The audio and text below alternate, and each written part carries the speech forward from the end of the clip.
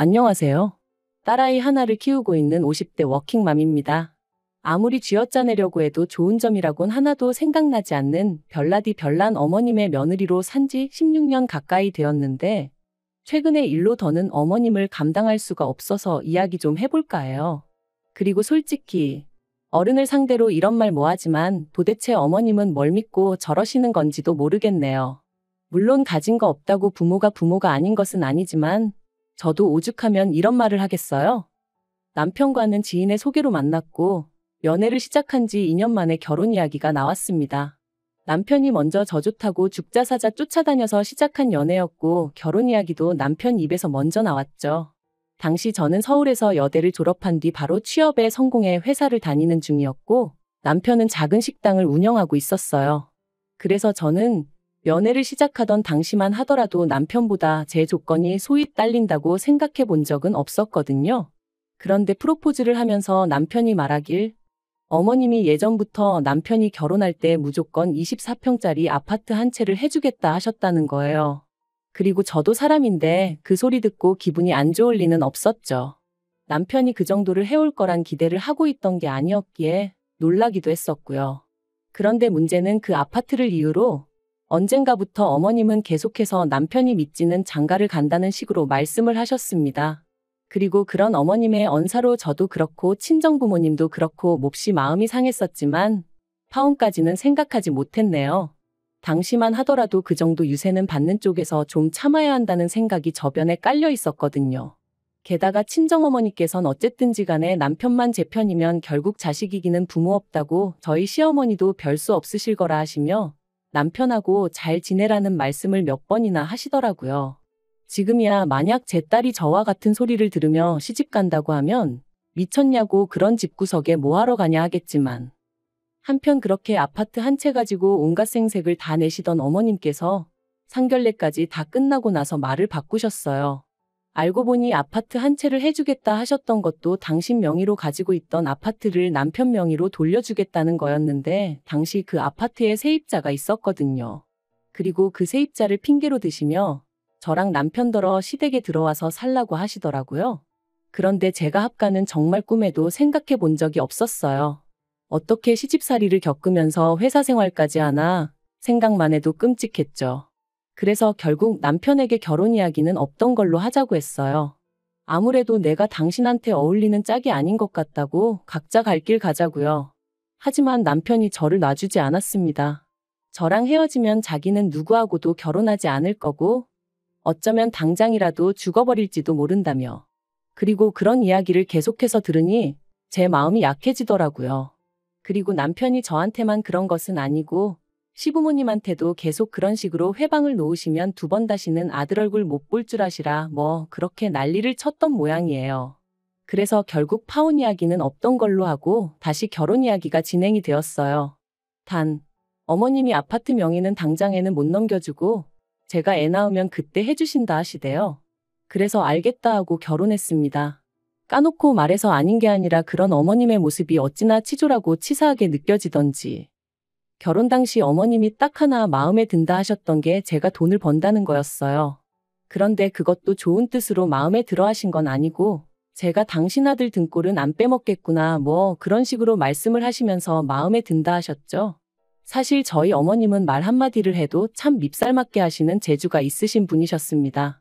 그러니 오죽하면 한 동네에서 30년을 넘게 사셨다는데 친하게 지내는 이웃이 한 분도 없으셨겠어요?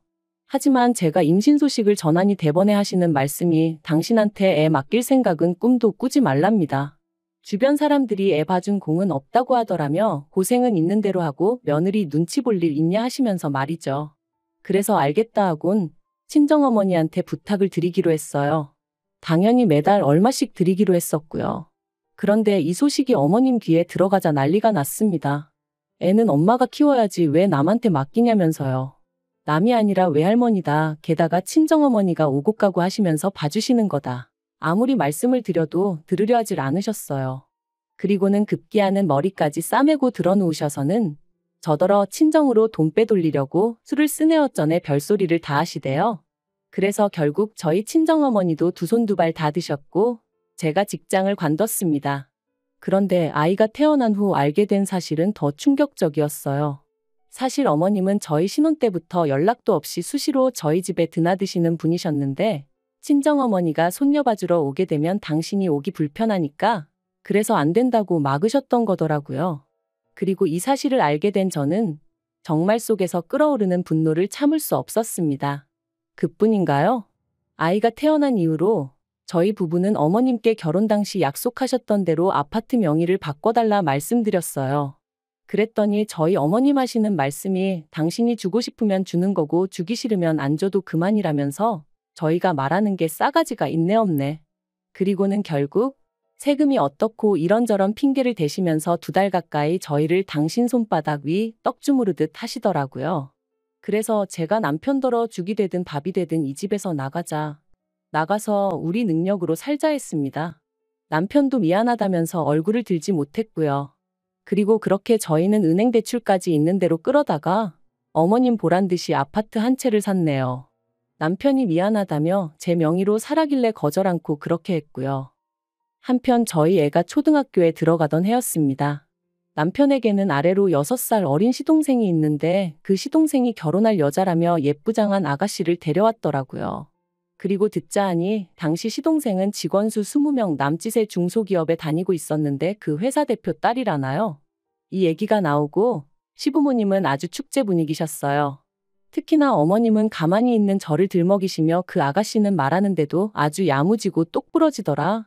저랑은 차원이 다른 애 어쩌네 하셨는데 평소에 조금만 제 의견을 말하면 되바라졌네 당돌하네 하시며 혀를 차시던 그 어머님이 맞나 싶었죠.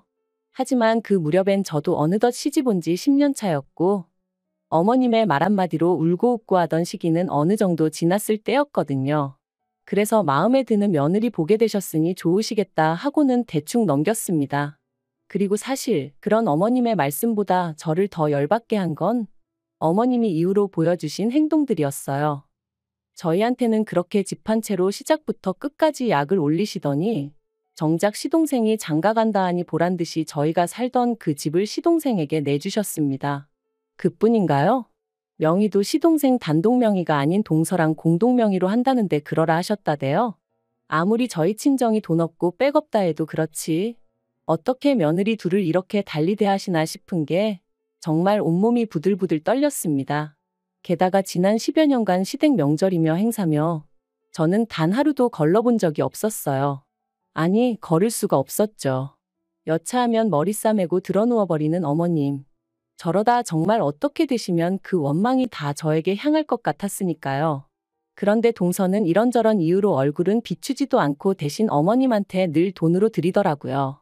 사람 사는 게 돈으로 해결 안 되는 일이 없다고는 하지만 그래도 눈앞에서 보고 있으니 솔직히 기분이 좋지는 않더라고요. 그래서 저도 그때부턴 생신은 돈으로 드리고 명절 음식은 전부 사서 해버렸어요. 물론 그럴 때마다 동서와 달리 저는 돈은 돈대로 쓰고 욕은 욕대로 엄청나게 먹었지만요. 그런데 그렇게 시동생이랑 동서랑 결혼한 지 3년째 되던 해 어머님이 정말로 쓰러지셨습니다. 뇌졸중이었죠. 그래서 이후로 한 달간 병원 신세를 지셨는데 이때는 정말 저도 울고 싶은 심정이었어요. 어머님은 시동생이랑 동서한테는 앓는 소리 싫은 소리 한번 제대로 안 하셨으면서 저한테는 아주 1부터 10까지 이거 해라 저거 해라 난리도 아니셨으니까요. 게다가 처음엔 그래 어머님도 얼마나 힘드시면 저러시겠나 생각해서 꾹 참고 최대한 어머님이 해달라는 대로 해드렸는데 그러면 미안해하시기는커녕 날이 갈수록 더 큰 짜증과 심술을 부리셨으니 어느 순간 내가 무슨 좋은 소리를 듣겠다고 이러고 있나 싶더라고요. 그래서 제가 어머님더러 그렇게 제가 마음에 안 차시면 차라리 간병인을 불러드리겠다 했어요. 그랬더니 저더러 맏며느리가 돼서는 돈 버는데 환장을 해서 시애미는 나 몰라라 한다 그러시는데 말 그대로 아주 질려버렸죠. 그리고 그런 와중에 어머님이 결국 후유증으로 왼팔과 왼다리에 마비 증상을 겪게 되셨는데 어째서인지 매번 뺀질거리던 동서가 웬일로 먼저 나서서는 어머님 아버님더러 같이 지내자고 했다는 거예요. 어머님이 이 이야기를 저희 부부한테 하시면서 얼마나 뿌듯해 하시던지. 그래도 지난 세월 동안 어머님의 그 비위 맞추고 고생한 며느리인 저한테는 수고한다 말씀 한번 해주신 적 없으셨던 분이 그러는 걸 보고 있자니 얼마나 서운하고 서러웠는지 몰라요. 그런데 자세히 들어보니 시동생이 조건을 걸었더라고요. 어머님 아버님이 자기들과 함께 살게 되면 두 분이 원래 사시던 집은 비어있게 되지 않냐면서 그 집을 넘겨달라고 했다나요? 그래야 뭐 절세가 되고 어쩌고 온갖 감언이설을 해가면서 말해요. 저랑 남편은 그 이야기를 듣자마자 절대로 그렇게 하시면 안 된다고 했어요. 절세가 얼마나 되고 그런 건 잘 모르지만 그래도 재산이라는 게 한번 넘어가면 다시 가져오기도 어려운 법이라고 그렇게 하지 마시라고요. 하지만 시부모님, 특히나 어머님께서 니들이 그런 말을 할 자격이 있냐면서 역성을 내셨습니다.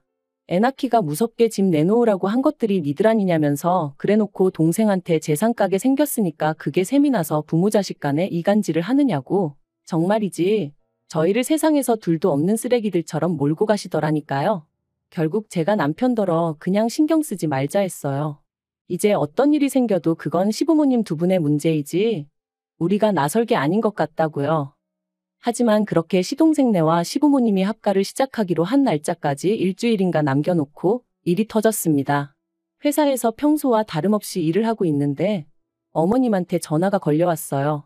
다행히 회의가 끝난 직후라 잠깐 짬이 돼서 전화를 받았고요. 그런데 어머님 목소리가 파르르 떨리면서 시동생네 가셨는데 모르는 사람이 있답니다. 그래서 제가 설명을 좀 자세히 해보시라니까 그 집에 원래 살던 사람들은 이사를 갔다고 그런다며 혹시 저더러 뭐 들은 거 없냐는 거예요. 저는 금시초문이었고 그래서 일단 남편하고 통화를 해보겠다 했습니다. 그리고 아니나 다를까 남편도 그게 무슨 뚱딴지 같은 소리냐며 어이없어 하대요. 결국 퇴근하기가 무섭게 허겁지겁 시동생네를 찾았습니다. 그리고 거기서 알게 된 건 충격적이었어요. 시동생네 앞집에 산다는 사람이 말하길 어디 외국으로 이민 간다는 식으로 이야기를 했었다더라고요. 그리고 그때부터 망연자실에 계셨던 시부모님을 대신해 남편과 제가 이리저리 뛰어다닌 결과 시동생은 이미 퇴사를 한 지 오래였고 동서는 그 회사 대표의 딸도 아니었습니다. 두 사람이 정확히 언제부터 다른 가족들을 속인 건진 모르겠지만 아무튼 둘이 작정을 하고 해외로 튄 것도 맞는 것 같더라고요. 하지만 더 충격이었던 건 그 둘이서 시부모님 아파트를 이미 팔아버렸다는 거였죠. 산 사람한테는 이민 핑계를 대며 돈 먼저 받고 일주일 후에 집을 비워주겠다 했다나요? 어디 뉴스에나 나올 법한 불효자식이 시동생이었다니 거기다 그동안 저희가 알고 있던 동서는 누구였는지 모든 게 받아들이기 어려운 현실이었어요.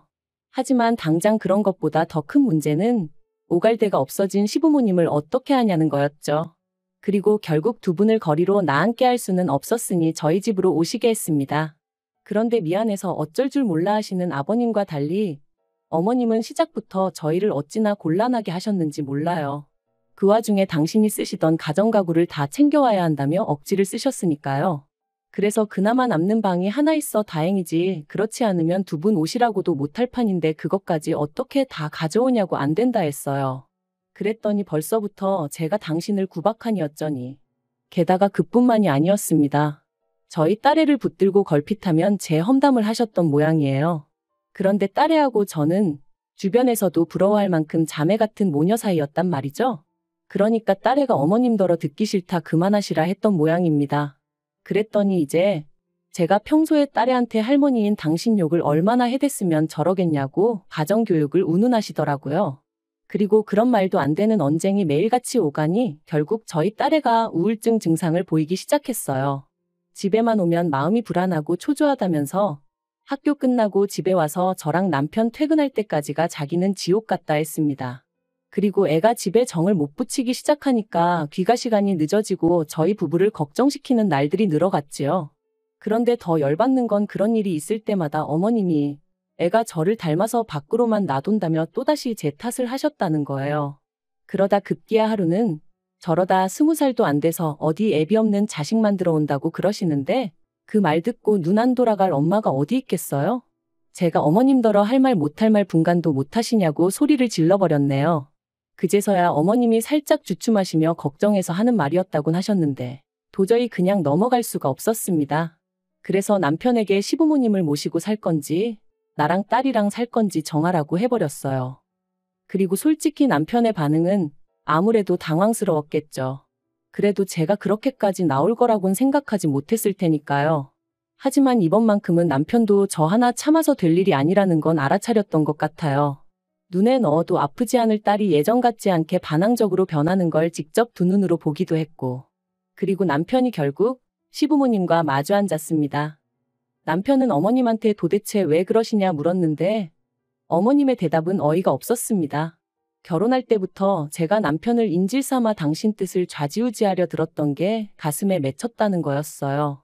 그리고 그게 지금도 용서가 안 되는데 제가 그렇다고 딱히 잘하려는 노력도 하질 않으니 보기 싫어 죽겠다면서 말이죠. 그러자 남편이 긴 한숨을 내쉬더니 어머님더러 나가달라고 하더라고요. 그러자 어머님이 단번에 제가 시킨 거냐며 저한테 미친 X라고 욕을 내뱉으셨어요. 옆에 계시던 아버님도 평소라면 먼 산만 보고 계셨을 분인데 지금 우리를 내쫓는 거냐며 목소리를 높이셨고요. 그래서 저도 맞다고 악을 썼습니다. 도무지 제가 어머님을 감당을 못하겠어서 이대로는 못 살겠으니 선택하라 했죠. 남편은 거의 울면서 어머님한테 악을 썼어요.